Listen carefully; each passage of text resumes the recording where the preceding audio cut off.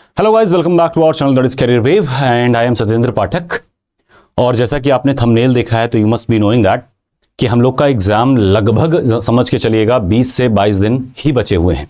और सबसे खास बात यह है, जो डिलेमा वाली बात है, कि कई बच्चे ऐसे भी हैं जिनको बाद में पता चला लास्ट मोमेंट पे वो फॉर्म भरे, और ख़ास करके न्यूज़ जो बहुत तेज़ी से फैलती है वो लास्ट दिनों में जब फॉर्म का डेट निकलने वाला होता है।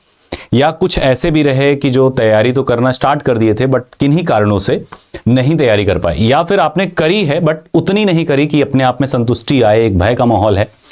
और कई बार तो ऐसा लग रहा है, मेरे पास जैसे आज ज़्यादातर कॉल आए, संडे है तो बहुत सारी बातें हुई जिनमें ऐसा पता चला कि सर मुझे नेक्स्ट वैकेंसी बताइए कब होगी। मतलब अभी ये वैकेंसी निकली नहीं या वापस गई नहीं, तब तक आप अगली वैकेंसी की तैयारी कर रहे हैं।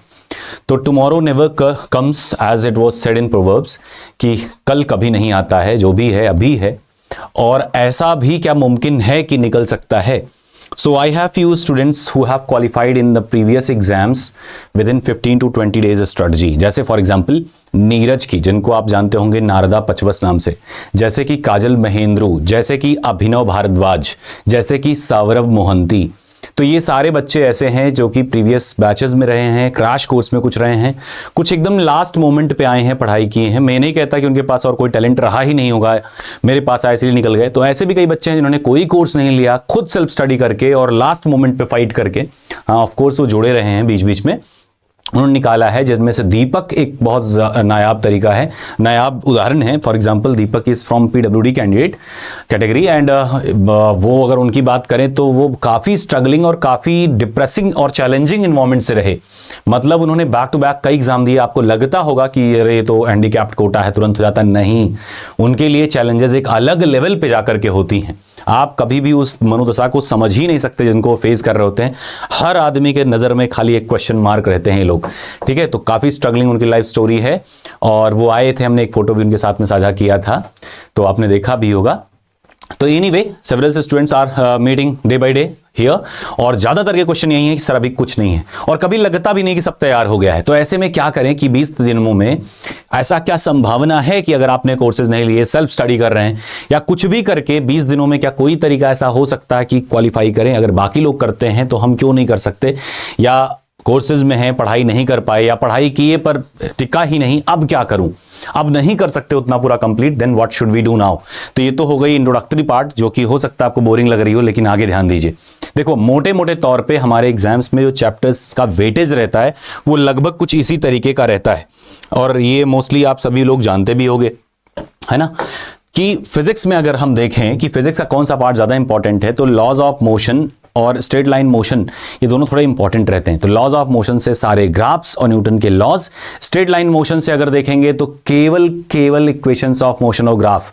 लॉज ऑफ मोशन में वर्क, पावर, एनर्जी, ये फ्रिक्शन एंड पुलिस सबसे ज्यादा इंपॉर्टेंट रहते हैं, और रोटेशनल मोशन इंपॉर्टेंट रहेगा। वर्क, एनर्जी, पावर में भी देखोगे फ्रिक्शनल वर्क वगैरह कैलकुलेट करने की बात होती है। तो मैकेनिक्स में कुछ खास विशेष नहीं है, लेकिन हाँ अगर हम सेकंड पार्ट की बात करें 11th के, तो उसमें थर्मोडायनामिक्स, थर्मल प्रॉपर्टीज और काइनेटिक थ्योरी बहुत बढ़िया रोल प्ले करते हैं।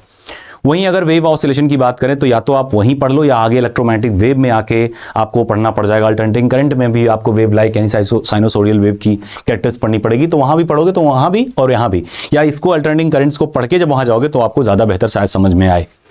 नेक्स्ट थिंग इज, अगर इलेक्ट्रोस्टैटिक्स की बात करें तो इसमें magnetic induction, electric alternating current से 1 से 2 क्वेश्चन जो केवल इंपीडेंस पे बेस्ड रहेंगे। इंडक्शन से केवल इंडक्शन मतलब पैरेलल कॉइल का इंडक्शन या concept basic question, formula based question.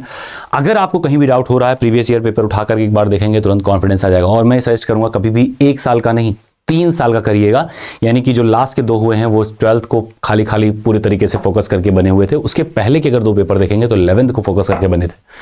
तो दोनों को कायदे से आपको देखना है, तो आप पाओगे कि कुल मिला जुला के 6-7 चैप्टर आपको फिजिक्स में और 6 ही 7 सब चैप्टर्स आपको मैथमेटिक्स में, जिनमें प्रोबेबिलिटी और परम्यूटेशन कॉम्बिनेशन ज़्यादा इंपॉर्टेंट है, मैट्रिसेस ज़्यादा इंपॉर्टेंट है, और कैलकुलस आप थोड़ा सा देख लेंगे। ये वाला कैलकुलस का ही पार्ट मतलब आ जाएगा वैसे, तो कैलकुलस इंपॉर्टेंट है। वेक्टर और 3D ज्योमेट्री, मतलब 7-8 चैप्टर ही मैथमेटिक्स में है। लेकिन फिर भी इतना कम तो सिलेबस नहीं कितने जल्दी कवर हो जाए। फिर क्या कर सकते हैं, तो हम पहले वेटेज देख लें कहाँ कहाँ से कितना है। देख रहे हैं इलेक्ट्रॉनिक्स से 2-3 क्वेश्चन, मैग्नेटिज्म से 2 क्वेश्चन, इंडक्टेंस से 2 question, equivalent EMF KVL KCL से 2 से 3 क्वेश्चन। तो हम देख रहे हैं कि सेकंड पार्ट से ज़्यादातर क्वेश्चन आए हैं जो फरवरी में रहा।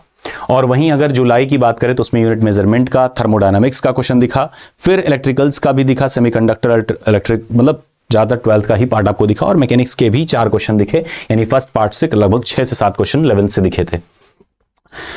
मैथमेटिक्स का भी एक ओरिएंटेशन हमने यहां पे दे दिया है, लेकिन ये तो हो गई बात, ये ज्यादातर चीजें आप लोग जानते होंगे पहले से ही आप जुड़े हुए हैं, तो most of the things you must be knowing, ऐसा अज्यूम करके चल रहा हूं, लेकिन फिर भी ये जो इंपॉर्टेंट चैप्टर्स हमने बताए इसको कवर करना है। अब कैसे करें इतने कम दिनों में? तो सबसे पहले आपको ध्यान देनी है कि आपको हर चैप्टर के पीछे जो भी चैप्टर आप देखोगे वो कहां से रिफर करोगे? एनसीईआरटी से ही। एनसीईआरटी 10+2 सिलेबस है, मतलब 11th 12th का ही आता है। अब 11th 12th में चैप्टर वाइज में आपको क्या करनी है? समरी देखनी है। ये मैं कई बार बता भी चुका हूं, समरी शीट्स देखिए हर चैप्टर की, देन आफ्टरवर्ड्स उसके एग्जांपल्स आपको लगाने।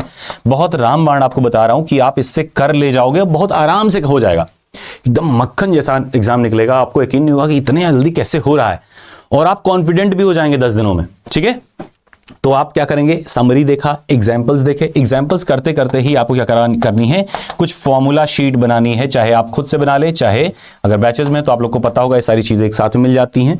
फिर इसके बाद में कुछ क्वेश्चन प्रैक्टिस के लिए, चाहे जिसको भी आप रेफर कर रहे हो, प्रैक्टिस क्वेश्चंस, चाहे आप एनसीईआरटी ऑब्जेक्टिव ले लें, अगर बैच में है तो प्रैक्टिस क्वेश्चंस बहुत सारे हैं, असाइनमेंट्स बहुत सारे हैं, और विद इन 2 to 3 डेज आपको एक बुक हम प्रोवाइड कर देंगे ई बुक सेक्शन में, जिसमें आपको मिलेगा चैप्टर का समरी, फॉर्मूला शीट और उस पे बेस्ड कुछ question plus previous year question include करके एक साथ में मिल जाएगा चैप्टर वाइज। तो हमको लगता है वो आपको ज्यादा बेनिफिशियल रहेगा, बहुत कम समय में आप कवर कर पाएंगे, लेकिन बस ध्यान यही रहे कि पहले पहले इंपॉर्टेंट चैप्टर्स करने हैं। ठीक है, तो ये आपका सीक्वेंस होना चाहिए, और इस सीक्वेंस से अगर आप करेंगे तो आप पाएंगे कि बहुत जल्दी ही आपका चैप्टर कवर हो जा रहा है, बहुत जल्दी ही चैप्टर कवर हो जा रहा है अगर ये सारी चीजें आप करेंगे, और चैप्टर कवर होने के बाद में कॉन्फिडेंस आएगा। लेकिन फिर भी आप देखेंगे तो चैप्टर में बहुत सारे क्वेश्चन होंगे, बहुत लेवल के क्वेश्चन दिखते हैं, तो उसको कैसे सेग्रीगेट करें? ध्यान रखें, अगर कोई भी क्वेश्चन 3 स्टेप से ज्यादा में जाता है आएगा ही नहीं। 3 स्टेप में जाता है मतलब 1 से 2 या 3 क्वेश्चन मैक्सिमम पूरे पेपर में आपको दिखते हैं ऐसे, और अगर 2 स्टेप में लगने वाले क्वेश्चन तो मोस्टली क्वेश्चन 1 या 2 स्टेप में लगने वाले ही आपके एग्जाम में आएंगे, क्योंकि आपके एग्जाम में 1 मिनट के भीतर ही क्वेश्चन को करना होता है। Do get my point? तो एग्जाम में क्वेश्चन आते हैं बेसिक, और बेसिक क्वेश्चन बनते हैं कॉन्सेप्ट से, और कॉन्सेप्ट्स आपके एनसीईआरटी समरी में गिवन होते हैं। थोड़ा टाइम देकर के आपको पढ़ना है, जैसे मतलब 2-3 घंटे दीजिए तब जाके 4-6 चैप्टर करिए, आधा घंटा तो एक चैप्टर पे दीजिए, बढ़िया से समझिए उसको, पोलाइटली देखिए, और समरी देखने के बाद तुरंत उस चैप्टर का एग्जाम्पल्स भी कर लीजिए। ठीक है, वैसे समरी शीट की हमने कंसाइज बूस्टर में आपके बूस्टर सेक्शन में डाल दिया है, जिसमें एनसीईआरटी के आपके 11th के 12th के मैथ फिजिक्स दोनों को मिल जाएंगे, जिसमें आपको कॉन्सेप्ट चार्ट भी पूरा 11th का 12th का दोनों मिल जाएगा, जिसमें आपको प्रैक्टिस क्वेश्चन भी 11th का 12th का फिजिक्स का और मैथ्स का भी कुछ मिल जाएगा। असाइनमेंट भी आपको 20-20 क्वेश्चन प्रैक्टिस करने को मिल जाएंगे। लेक्चर के पीडीएफ्स भी, जिसमें 40-40 क्वेश्चन हैं, प्रीवियस ईयर का और एनसीईआरटी सब इंक्लूड करके उसमें है। जब समय मिलेगा तब इंपॉर्टेंट चैप्टर्स का करना जरूरी है, उसके बाद में बचे हुए चैप्टर्स में थोड़ा कर निगाह डाल देंगे। कॉन्सेप्ट तो एटलीस्ट देख ही लीजिएगा, नहीं समरी शीट और एनसीईआरटी एग्जाम्पल जरूर देखिएगा। इसके बाद में आते हैं एनसीईआरटी के क्वेश्चन की बहुत ज्यादा वेटेज होती है, तो एनसीईआरटी के क्वेश्चन अगर एक्सरसाइज के हैं, आपको नहीं समझ में आ रहा तो आप कोई भी एप्लीकेशन एनसीईआरटी सॉल्यूशन करके डालोगे प्ले स्टोर पे, सेवरल्स ऑफ एप्लीकेशंस आर देयर। अगर आप कोर्सेज में नहीं है तब की मैं बात कर रहा हूं, कोई भी एप्लीकेशन डाउनलोड करेंगे तो आपको चैप्टर वाइज, या इवन नेट पे भी गूगल पे भी करोगे तो आपको चैप्टर वाइज उसके एक्सरसाइज के सॉल्यूशंस मिलेंगे क्वेश्चन वाइज। आप क्वेश्चन रहेगा और सॉल्यूशन रहेगा, क्वेश्चन सॉल्यूशन रहेगा। जिनका सॉल्यूशन इतना बड़ा दिखे छोड़ देना, नहीं आना है वो, आएगा तो छोड़ देना। एग्जाम में भी 2-3 क्वेश्चन ऐसे थोड़े ट्रिकी आते हैं जो लेंदी होते हैं, बाकी सभी आपके 1 मिनट के अंदर लगने वाले क्वेश्चंस होंगे, क्योंकि एग्जाम में इतना टाइम नहीं मिलता है। तो क्या करना है, जो टू द पॉइंट्स हो, या फिर आप जाइएगा neetprep.com साइट, बहुत अल्टीमेट साइट है उनकी, मतलब बहुत बढ़िया काम उन्होंने किया हुआ है।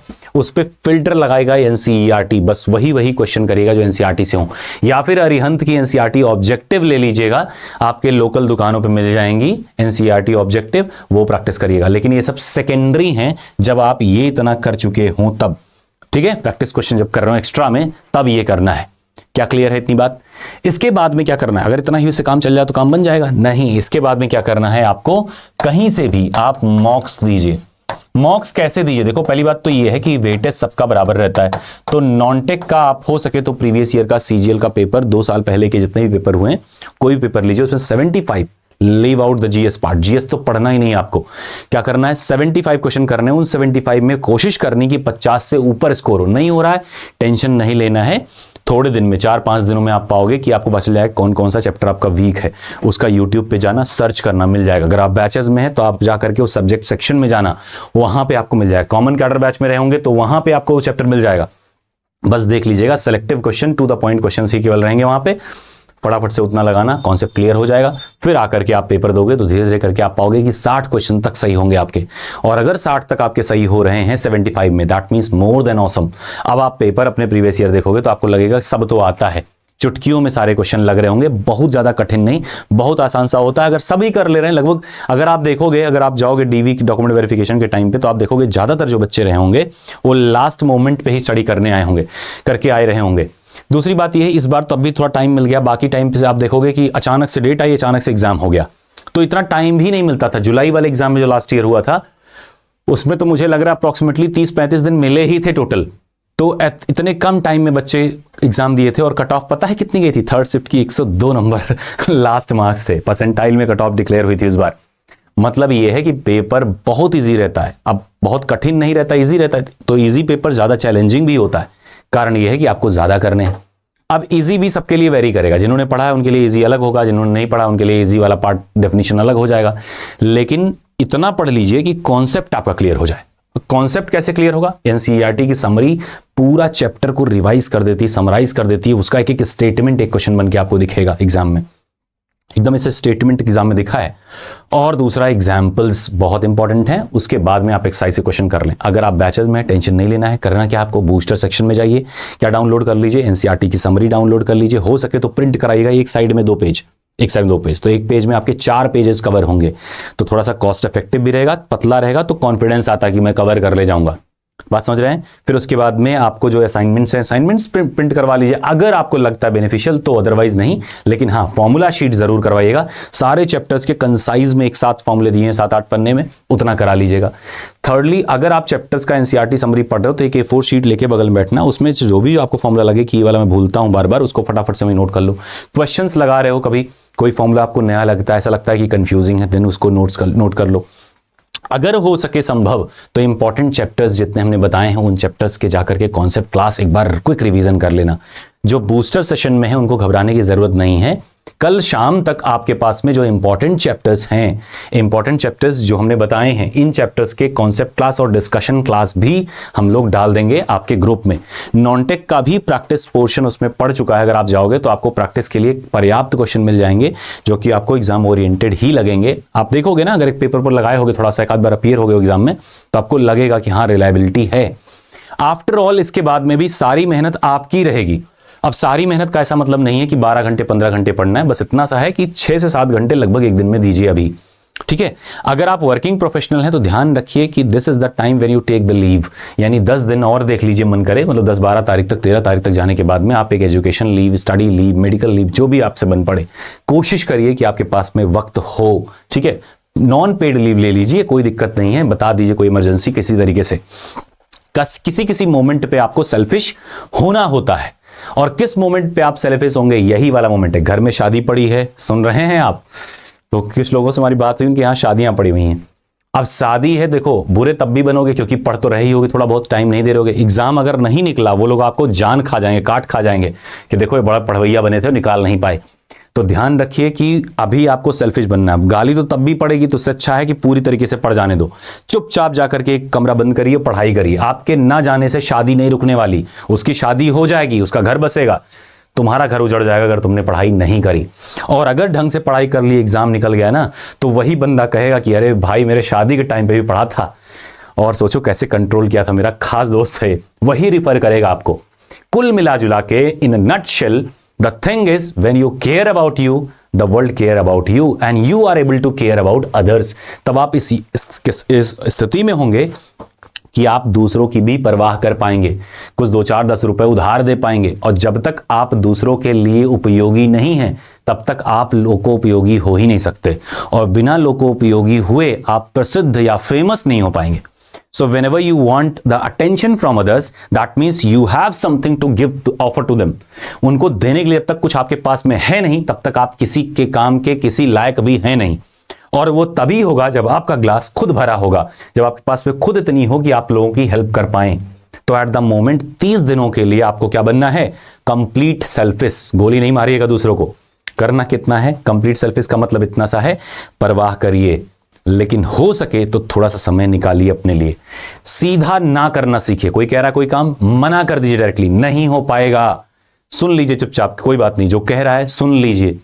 बस 20-25 दिन का खेल और बचा हुआ है, और इन 20-25 दिनों में आप ही हमसे आके बताएंगे कि सर बस यही 20-25 दिन पड़े थे, उसके पहले तो क्या किए पता ही नहीं चला था। और इन 20-25 दिनों में कैसे कैसे आप करेंगे? पहला स्टेप आपका है डेली प्लानर। क्या करेंगे आप? डेली प्लान करेंगे। क्या करेंगे? डेली प्लानिंग करेंगे। और ये प्लानिंग केवल 20 मिनट आपका लेके जाएगी और आपके दिन के कम से कम 2-3 घंटे बचाएगी। 20 मिनट की प्लानिंग करनी है। और वो 20 मिनट कैसे हो? जैसे पहले ही आप समराइज कर लीजिए कि मुझे कितना पढ़ना है, कितने दिन हमारे पास में है। आपका टारगेट होना चाहिए कि 20 तारीख तक, 20th ऑफ दिसंबर तक का टारगेट बनाइए कि 20 दिसंबर तक मुझे कितना कवर करना है कि मैं अच्छे ग्राउंड पे रहूं। 20 के बाद का जो दिन रहेगा तो आपको पता भी नहीं चलेगा कैसे, क्योंकि उसमें क्वेश्चंस भी लगाने हैं, दहशत भी आएगी। और 25 तारीख तक ही आप क्वेश्चन लगाएंगे। उसके बाद जो 2 दिन है उस दिन खाली फॉर्मूला शीट और एनसीईआरटी समरी देखेंगे और कुछ भी नहीं करेंगे। अगर क्वेश्चन लगाए, सेल्फ डाउट आएगा, एग्जाम में सिली मिस्टेक करके आओगे, बाद में पेपर देखोगे, खाली रोओगे। इसके अलावा कुछ नहीं होगा। तो लास्ट का 2 दिन 3 दिन जो है वो आपका अपने लिए खाली खाली एनसीईआरटी समरी और फॉर्मूला शीट, इतना ही देखना है। उसके पहले के दिन क्या करने हैं? उसके अभी के दिन में ये वाली स्ट्रेटजी अपनानी है, चाहे आप कोर्सेज में हैं, नहीं है, पूरा पढ़ा है, नहीं पढ़ा है, तब भी क्या करना है? एक तो सिलेबस अगर कवर हो गया दैट इज वेल गुड। अगर नहीं कवर हो पाया है तो बहुत ज्यादा टेंशन नहीं लेना है, ठीक है। करना क्या क्या है? पहले तो प्लानिंग कैसे करनी है आपका? देखो, पहली बात तो यह है कि कितने भी बड़े निशाचर हो, मेरी बात गांठ बांध के रख लेना, अगर यहां पे सुधर गए ना, जिंदगी सुधर जाती है। करनी क्या है? हर हालत में एक चीज का टारगेट होना चाहिए कि रात में आप 11 बजे सो जाइए।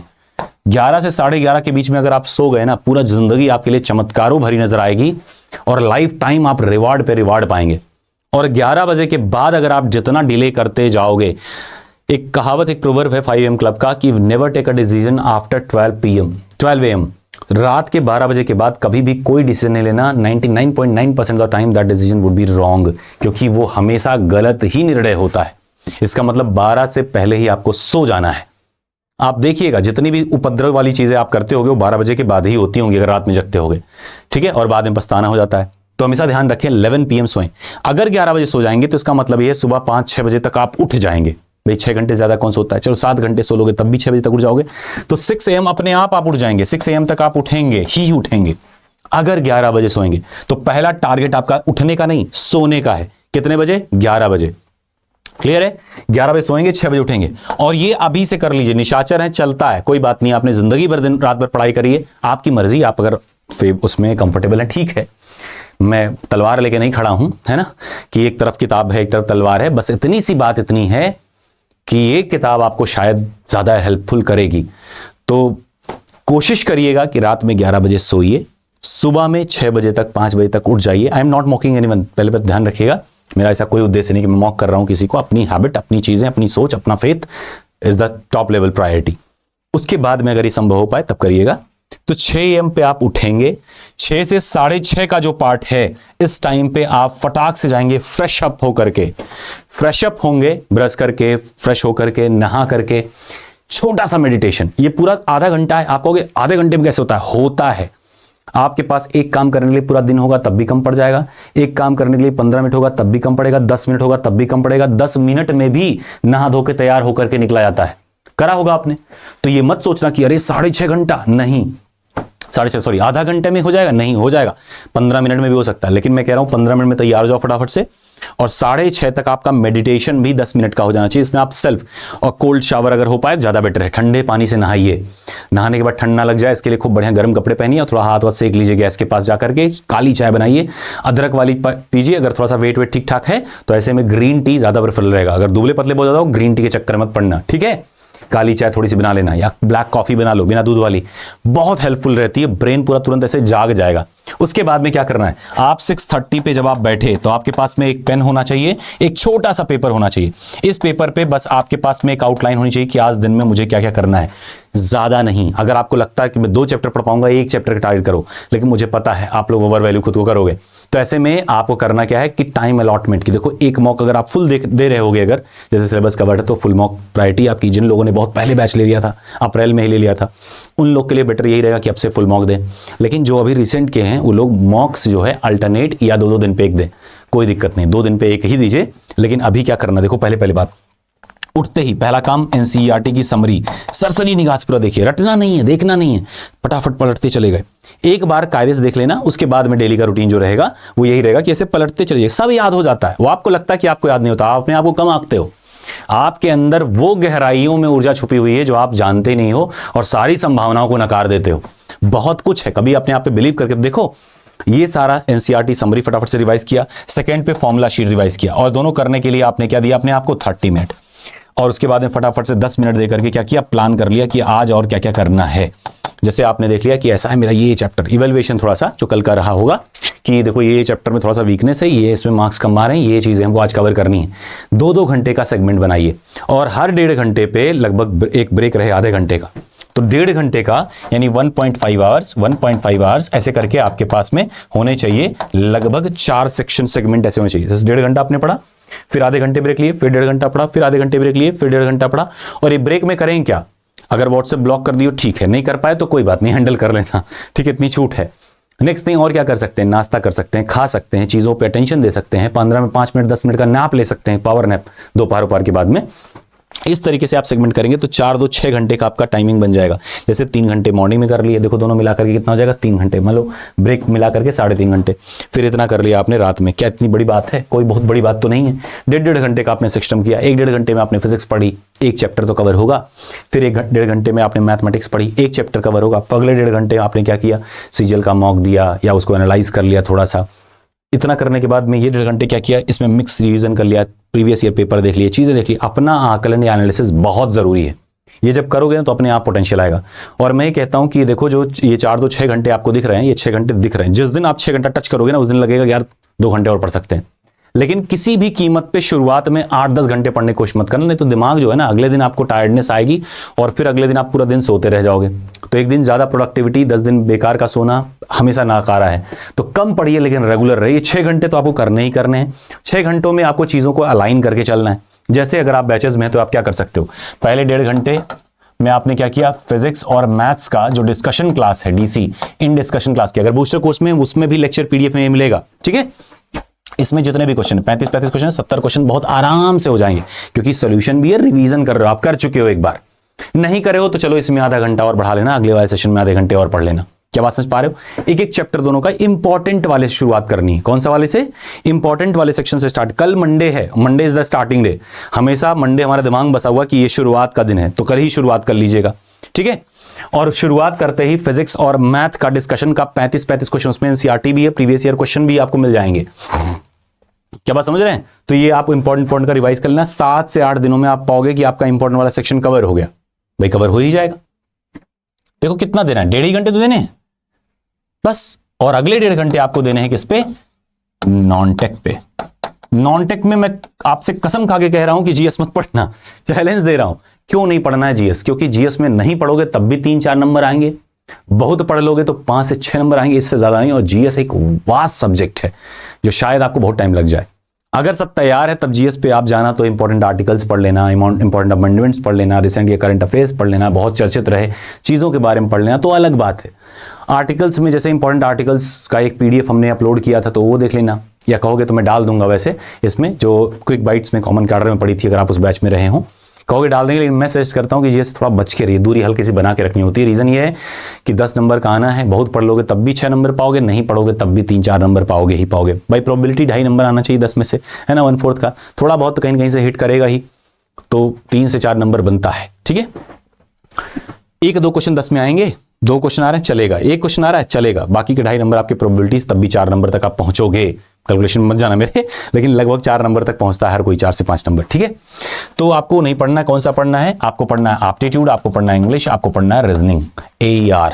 अब एप्टीट्यूड में क्या चीज आप पढ़ोगे, वही 7 टॉपिक्स जो इंपॉर्टेंट हैं, टाइम एंड वर्क, ठीक है, फिर प्रॉफिट लॉस यानी परसेंटेज और प्रॉफिट लॉस एक साथ, फिर SICI, फिर उसके बाद में हाइट एंड डिस्टेंस और ज्योमेट्री का बेसिक पार्ट, यानी मेंसुरेशन और ज्योमेट्री का बेसिक पार्ट आपको पढ़ना, पेरीमीटर, एरिया, इन सब पे मेंसुरेशन से 2 क्वेश्चन आएंगे ही आएंगे। ठीक है, डिस्काउंट एंड प्रॉफिट भी आता है, डिस्काउंट भी आता है वैसे एग्जाम में। मतलब इतने चैप्टर्स ज्यादा इंपॉर्टेंट हैं। उसके बाद में जो मन करेगा आप पढ़ना, रेशियोज, प्रोपोर्शन पढ़ लेना, मिक्सचर एलिगेशन पढ़ लेना, वो भी इंपॉर्टेंट है। लेकिन ये जितने 4-5 चैप्टर बताए ये पहले कवर होने चाहिए।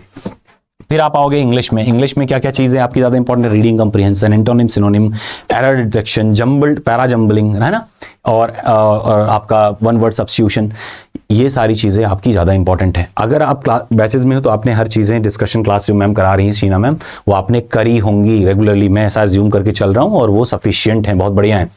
थर्डली, जो एंटोनिम, सिनोनिम या वोकैब पार्ट आती है उसकी 300 टॉप मोस्ट वर्ड के हमने पीडीएफ डाल रखे हैं मेन चैनल पे, टेलीग्राम पे, वहां से देख लो। एल्स आप अपने बैच में देख लेना, नहीं होगा तो मुझे बताना, वैसे पढ़ा है उसमें। लेकिन अगर कहीं भी कोई चीज़ आपको लगे कि ये चीज़ सर अभी और मिल जाती तो आप हमें एक बार, if you let us know, हम उसको कोशिश करेंगे कि आपको वहाँ पे मिल जाए। ठीक है, तो टेंशन एकदम नहीं लेना है। तो क्या करना है, अब रीजनिंग में आना है। रीजनिंग में आप देखोगे तो सीक्वेंस एंड सीरीज सबसे ज़्यादा इंपॉर्टेंट। उसके बाद में क्या है, ऑड वन आउट सबसे ज़्यादा इंपॉर्टेंट। इसके बाद में क्या है, थोड़े से मिरर इमेज के 2 से 3 क्वेश्चन आते हैं, कितना आसान होता है। ये तीनों आप कर लेंगे, 9 नंबर तक आप पहुंच जाएंगे। अब बाकी बचे 6 नंबर्स में बहुत कुछ आता है। ठीक है, उसके बाद बहुत कुछ आता है तो उसके बाद में बाकी सारी चीज पढ़ना, लेकिन ये 9 नंबर पहले सॉलिड कर लेना। अब इसके बाद में हम आएंगे फिजिक्स और मैथ्स पे। इंपॉर्टेंट चैप्टर्स आपको फिजिक्स मैथ्स के पढ़ा है, पता है, तो आप करेंगे कैसे। फिजिक्स मैथ आपने यहां कर लिया, और ये तो हो गया आपका डिस्कशन क्लास। और इसके पहले वाले सेक्शन में आपने क्या किया था, एनसीईआरटी के एग्जाम मतलब समरी, फॉर्मूला रिवीजन कर लिया था, और छोटे मोटे क्विक बाइट्स वगैरह अगर आपको मिल जाए तो ज्यादा बेटर है। कोर्सेज में तो आपको थोड़ी सी चीजें और एक चीज देखनी है। क्या चीज देखनी है, चैप्टर वाइज जब एनसीईआरटी समरी पढ़े उसी के साथ में उसका कॉन्सेप्ट मैप देख लें। कॉन्सेप्ट में सब कुछ सारा टॉपिक साथ लिखा रहता है, तो दिमाग में हेड करता है कि ये वाला पार्ट शायद मुझे ध्यान नहीं आ रहा है। जैसे टॉपिक देखोगे उसका फॉर्मूला याद आएगा कि अरे यार ये टाइप के क्वेश्चन इसमें आए थे, तो ये वाला हमको कहां से आएगा। तो इसलिए कॉन्सेप्ट में क्या होता है कि पूरा चैप्टर का एक माइंड मैप बना रहता है कि कौन का चैप्टर किन टॉपिक से रिलेटेड है। तो सारे टॉपिक्स आपको दिखेंगे जो जो कराए गए हैं, यानी इंपॉर्टेंट वाले। तो इसीलिए कॉन्सेप्ट चार्ट मस्ट हो जाता है जब भी आप एनसीईआरटी समरी कॉन्सेप्ट चार्ट देख लें, उसका तुरंत फॉर्मूला देख लें। फॉर्मूले भी हमने सारे नहीं डाले हैं, वही डाले हैं जो हमको पता है आप भूलेंगे। बाकी जो आसान वाले फॉर्मूले हैं मुझे पता है आपको याद रहेंगे, नहीं तो एनसीईआरटी समरी में वो फॉर्मूले मेंशन ही रहते हैं बेसिक वाले। इसके बाद करना वो असाइनमेंट्स के 20-20 क्वेश्चन वो रिवाइज कर लेना, और डीसीसीसी तो है ही है।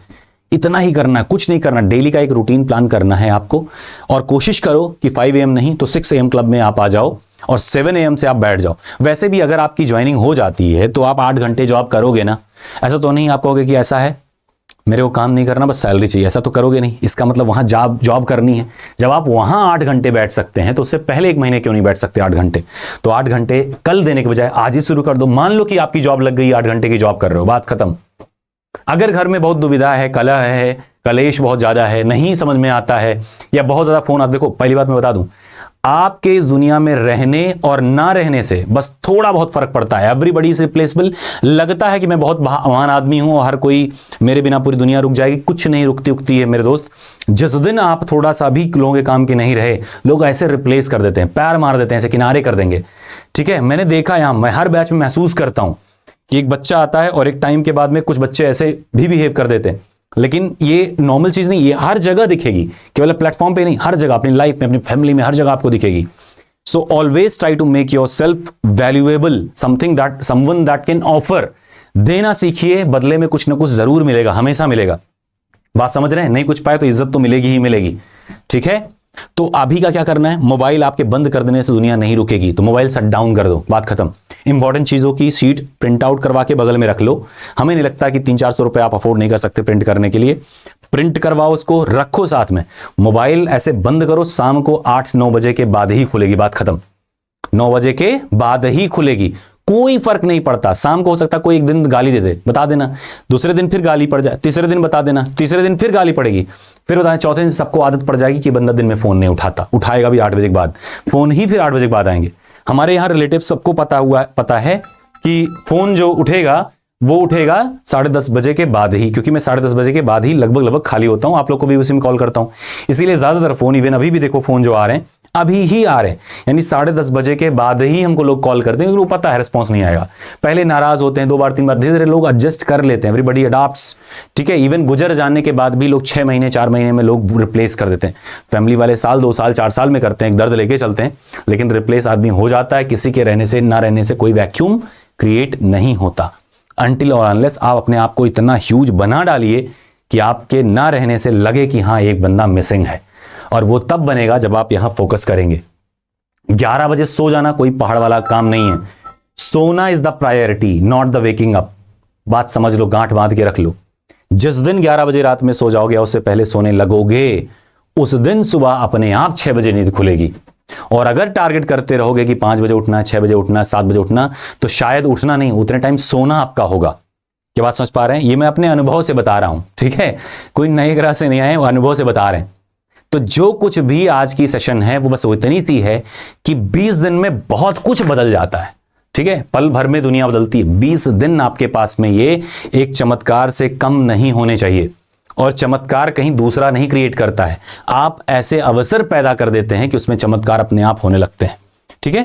तो 20 दिन में जब नीरज क्वालिफाई कर सकते हैं, महेंद्र क्वालिफाई कर सकते हैं, काजल शुभेंदु जो है, काजल आपने पोस्टर में भी देखा होगा, वो क्वालिफाई कर सकती है, अर्चना क्वालिफाई कर सकती है, नारद कर सकता है, तो व्हाई कांट यू? सौरभ कर सकता है, तो आप क्यों नहीं कर सकते? 1-2 बच्चे नहीं, बहुत सारे बच्चे हैं। आप बिलीव हम पे करें ना करें वो बात की बातें हैं।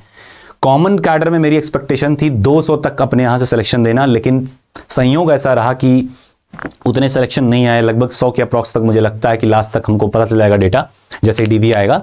लेकिन फिर भी बता रहा हूं, आगे पिछले के जितने भी बैचेस रहे हैं, मार्वेलस सिलेक्शन रहे हैं। और जितने लोग बैचेस में रहे हैं उनको तो पता है, क्योंकि वो साथ में पढ़े हैं, तो उनको एक दूसरे के बारे में थोड़ा बहुत आइडिया पहले से ही रहता है। लेकिन आप यकीन करें ना करें उस चीज पे, पर इस चीज पे जरूर यकीन कर लीजिए कि 20 दिन बहुत होते हैं। अगर आप पेपर को ऐसे ध्यान से देख लोगे ना, एक बार एनसीईआरटी समरी पढ़ना, एग्जाम्पल करना, फिर पेपर देखना, आपको हर चीज दिखेगी। ऐसा लगेगा कि यार अगर मैं थोड़ा सा मेहनत कर दूं तो हो जाएगा। एक दिन में एक टाइनी स्टेप, एक छोटा सा स्टेप कि यार इस टाइप के क्वेश्चन एक बार मुझे देखने, इस टाइप के मुझे क्वेश्चन देखने, आराम से हो जाएगा। और ध्यान रखना, केवल 2 एग्जाम नहीं देखने हैं, कम से कम 4 एग्जाम प्रीवियस देखेंगे आप। क्यों? क्योंकि लास्ट के 2 एग्जाम 12 को देखते हैं, टारगेट करते हैं 12th को, और उसके 2 एग्जाम 11th को टारगेट करते हैं। तो 11th 12th मिक्स करके चलना है। वेटेज डिसबैलेंस रहा है, डिस्प्रोपोर्शनेट रहा है, लेकिन इस बार डिस्प्रोपोर्शनेट नहीं रहेगा। मैं बता दूं आपको, इस बार प्रोपोर्शनल वेज कंटेंट प्लान हुए हैं। तो कुछ अपडेट्स हमें मिली, उसके हिसाब से मैं आपको अपडेट करा रहा हूं। तो थोड़ा सा ध्यान दीजिए। ध्यान बस इतना सा देना है कि रात में 11 बजे सोना है, सुबह टाइमली उठना है, थोड़ा सा स्वार्थी बनना है, कोल्ड शावर लेना है, उसके बाद में 15 से 20 मिनट में अपनी तैयारी होकर के सूट बूट पहन के बैठ जाना है। और हमेशा ध्यान रखिए कि इन दिनों आप डैशिंग लगने चाहिए। डैशिंग मतलब धुला हुआ कपड़ा, पैजामे में बैठ के नहीं पढ़ाई होती। जब तक आप तैयार होकर के नहीं बैठेंगे तब तक बात बनेगी नहीं। जब तैयार होकर आप बैठ जाइए, ऐसी जगह बैठिए जहां टेबल चेयर हो, बेड वेड का कोई सीन ना हो, टेबल चेयर ही होना चाहिए। नहीं टेबल चेयर है, ऐसे दीवार पे टेक लगाइए और पढ़ना शुरू कर दीजिए। दीवार पे टेक लगाइए, थक जाइए, ऐसे रख दीजिए, 1 घंटा आप आराम से खड़े हो सकते हैं। हम लोग सुबह से खड़े होते हैं, शाम तक खड़े रह जाते हैं, तो आप क्यों नहीं खड़े हो सकते? हर किसी के अंदर क्या कैलिबर है, खड़े होकर पढ़ाई करिए। अगर नहीं मिल पा रहा टेबल चेयर, ठीक है, खड़े हो जाइए, टेक कर लीजिए, कहीं बैठ जाइए, कौन मना कर देगा? पढ़ने वाले कौन मना करता है? छत पे चले जाइए, कहीं दीवार में, कहीं साइड में टेक कर दीजिए। सेल्फीज मत पोस्ट करिए। मैं स्टेटस देख रहा था, तो स्टेटस में लग रहा है फॉर्मूला शीट का पीडीएफ, फॉर्मूला शीट का प्रिंट, सॉरी, और खूब बेहतरीन सा सजाव जाकर रखें। जब ऐसे स्टेटस लगाओगे, मानो या ना मानो, नजरें लगती हैं, ठीक है, नजर लोगों की लगती है। इस बात को दिमाग में बिठा लो। मैं सुपरस्टिशियस नहीं हूं, लेकिन होती हैं कुछ चीजें। पावर, लॉ ऑफ अट्रैक्शन को अगर आप मानते होगे तो इट स्टिल वर्क्स। तो आपका सिलेक्शन हो ना हो, लेकिन बुरे नजर तो जरूर पड़ जाते हैं। तो शो ऑफ करने से बचिए, चुपचाप एक जगह पे आइसोलेट होइए और कर डालिए, ठीक है। और अभी भी देर नहीं हुई है। अगर आपको लगता है सर बैच में नहीं है, कैसे हो जाएगा, तो ऐसा भी नहीं कि बैच बहुत बहुत कॉस्टली है। सारा कुछ अगर आपको पूरा मटेरियल एक साथ मिल जाए, उसमें मॉक भी मिल जाए, उसमें बूस्टर्स भी मिल जाए, समरी भी मिल जाए, फॉर्मूला शीट मिल जाए, सब कुछ जो चाहिए वो एक जगह पे आपको एकदम क्यूरेटेड फॉर्म में मिल जाए, तो मुझे लगता है वर्थ करता है। और जिस दिन आपका एग्जाम निकलेगा तो आप अपने आप से लगेगा यार जुए में पैसा नहीं हारा हूं, किया हूं, मेहनत से निकाला हूं। और जब भी आप कोई चीज परचेज करें तो इस बात का ध्यान रखें कि 24 hours are there for evaluation, लेकिन चीट ना करें, क्योंकि ध्यान रखें फ्री का खाना और फ्री का पढ़ना कभी हजम नहीं होता। एक हम ऐसे समाज से रहते हैं जहां पे ऐसे लोग भी रहे कि अंगूठा काट करके दे दिए जबकि वो धनुर्धर थे। Do get my point? तो तो खाना और पढ़ना या ज्ञान ये फ्री का कभी नहीं, जो भी श्रद्धा हो उतनी देनी ही देनी चाहिए। क्या बात समझ पा रहे हैं? तो परचेज करने के बाद इस तरह चीट मत करें कि कई बच्चे ऐसा करते हैं कि डाउनलोड कर लेते हैं कंटेंट को, भाई पीडीएफ मटेरियल्स हैं, फटाफट से डाउनलोड किया, सर मुझे रिफंड चाहिए और आपने कहा था कि 24 आवर्स में रिफंड हो जाएगा। इतना कहने के बाद भी होगा, मुझे पता भी है, लेकिन इससे बनेगा बिगड़ेगा कुछ नहीं। जब भी अपने दिमाग में वो बात आएगी कि मैंने बुरा किसी का किया है, तो आप और बायस्ड होते जाते हैं। बुरा आदमी बुरा बुरा बुरा बुरा बनता ही जाता है। और एक आदमी भले 10 रुपए कहीं गिरा देता है बेवजह, गरीब को 2 रुपए देता है, लेकिन अंदर से सुकून तो पाता ही है। धीरे धीरे हम्बल हो जाएगा, बार बार लॉस सहेगा, लेकिन जैसा हार्ट और दिमाग उसका रहेगा ना, कभी बीपी नहीं, कभी शुगर नहीं, हमेशा खुश रहेगा, है ना, कि किसी का मारा तो नहीं है, दिया ही है ना। लेकिन अगर आप किसी के साथ चीट करेंगे, दूसरा भले न जाने, आपकी आत्मा जानती है किसी ना किसी दिन आपको ये रियलाइज होगा यार चीट किए थे, और आप अपने आप को जस्टिफाई करने के चक्कर में बार बार उससे बड़ा बड़ा कदम उठाते जाएंगे, और लास्ट में हारना तो तय ही है। बुरे कर्म का बुरा ही नतीजा आएगा, चाहे आज आए चाहे कल आए। तो आपको जॉब करनी है, 8 घंटे की जॉब है, वैसे 6 घंटे की थी, लेकिन अभी शॉर्टेज में 8 घंटे 9 घंटे तक हो जाता है। 8 घंटे की जॉब है, अभी से जॉब शुरू कर दीजिए अपनी। ज्वाइनिंग वाइनिंग जब होगी देखी जाएगी, अभी से आपकी जॉब कल से शुरू होनी चाहिए। एंड जॉब कैसे शुरू होगी? सुबह से शुरू होगी।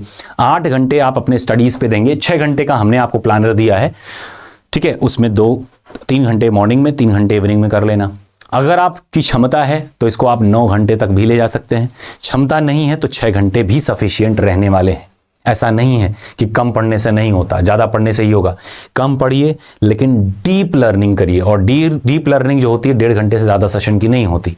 तो 1.5 घंटा आपको डीप लर्निंग, 15-20 मिनट एंजॉय, पूरा दौड़ आइए, ब्लड पूरा सर्कुलेट कर जाना चाहिए। आपको पता नहीं होगा दिमाग कितना एनर्जी लेता है, ऐसे में ब्लड सर्कुलेशन बढ़िया होना चाहिए। एक रस्सी ले लीजिए, ऐसे जंप कर डालिए, 40-50 जंपिंग ऐसे कर लीजिए आधे घंटे बाद, 1 घंटे बाद, ठीक है।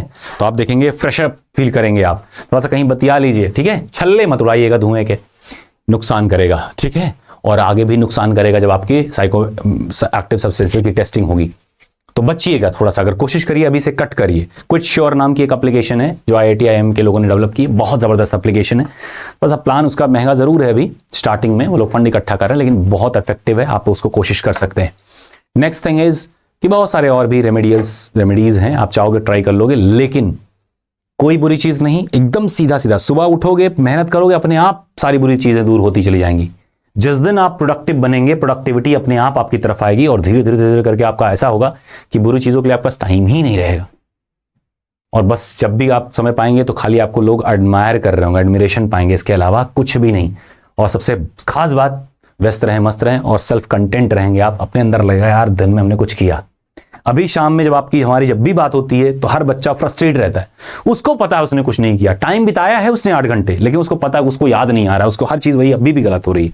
और गलत क्यों हो रही बार बार? क्योंकि आप पहली बार पढ़ रहे हो, गलती होगी, दूसरी बार पढ़ोगे फिर भी गलती होगी, तीसरी बार पढ़ोगे तब भी गलती होगी, चौथी बार तो नहीं होगी ना।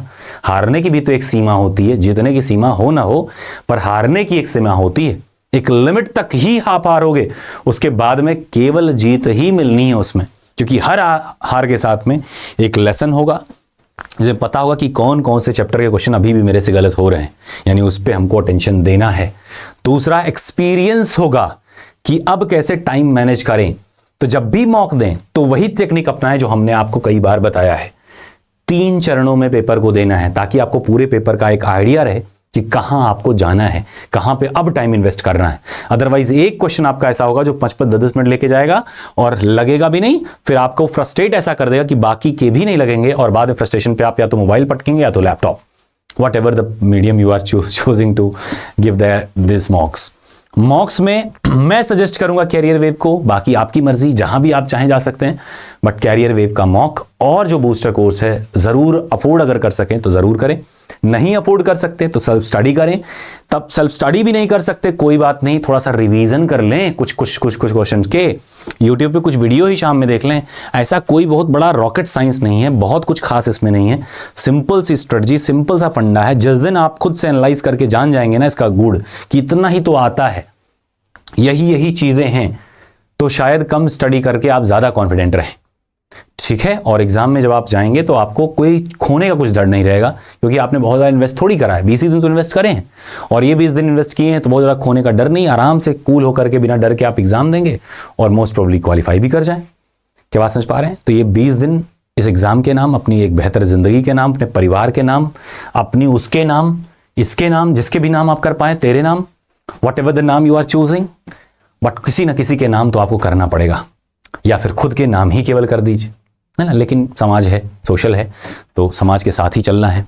तो 20 दिन 30 दिन सेल्फिश हो जाइए, लेकिन उसके बाद में समाज के लिए कुछ बेहतर करके जाना, कुछ अच्छी निशानी छोड़ के जाना, और वो तभी जोड़ सकते हैं जब आप कुछ लायक हों। पैसा मायने नहीं रखता, लेकिन ये शब्द कहने के लिए आपके जेब में कम से कम बता रहा हूं 50-60 हज़ार रुपए तो होने ही चाहिए। क्या बात समझ पा रहे हैं? तब एक छोटा सा डिसीजन आप ले पाएंगे कि बाहर घर से निकलूं कि ना निकलूं। इसके लिए डिसीजन लेने के लिए 50-55 हज़ार आपके जेब में होने चाहिए। और एक जरा सी गलत चूक और आप फिर कंगालपति हो जाएंगे, है ना। मनी मैटर नहीं करता, लेकिन इतना जरूर करता है कि आपका दिमाग, आपका परिवार आपके लिए मैटर कर सके, ठीक है। और जिस दिन आप सक्षम इतने होंगे कि 50 हज़ार से ज्यादा की सैलरी आपकी होगी, उसी दिन समझिएगा कि एक आप अच्छी लाइफ, एवरेज लाइफ जी पाएंगे।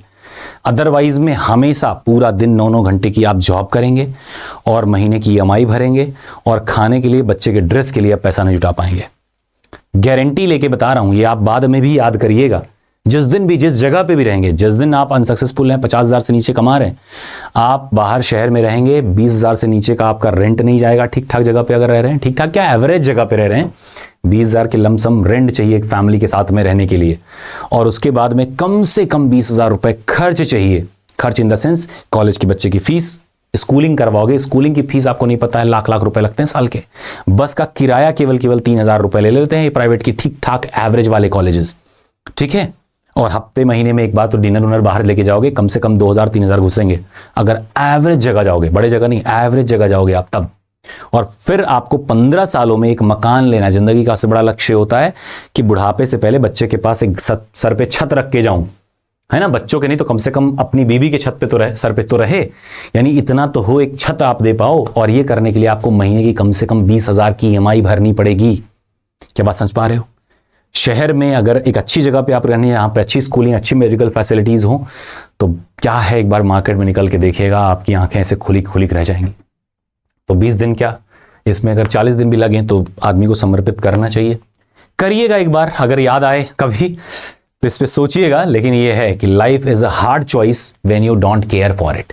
तो care for the life first of yours, then for others, and you will live out a better place for your family as well as for the society and your country। तो बस इतनी सी बात है, छोटा सा plan, और एक ही मूल मंत्र दे के जा रहा हूं कि रात में 11 बजे सो जाना है। आज तो नहीं सो पाओगे, कल से सो जाना 11 बजे, ठीक? Okay, wish you the best, take care, bye bye.